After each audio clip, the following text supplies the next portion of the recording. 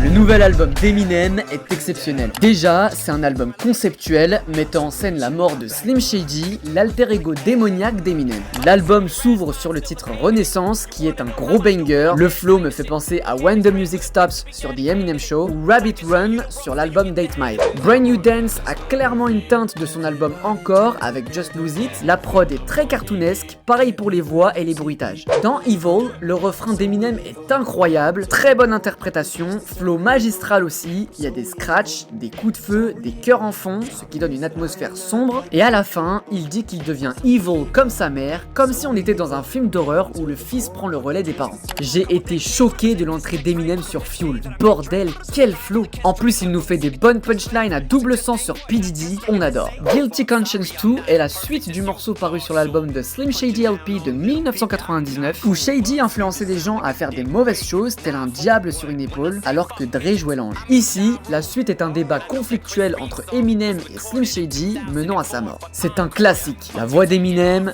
de Slim, le mélange des deux voix, le storytelling, tout est parfait. L'album se clôture avec des morceaux intimes, comme Temporary, qui est dédié à sa fille biologique, une fois qu'Eminem sera mort. Eminem rassure Hailey en disant que la tristesse est temporaire. On entend des enregistrements de Hailey petite et Eminem plus jeune, ce qui m'a ému avec l'interprétation très touchante de Eminem. C'est un nouveau classique de sa discographie.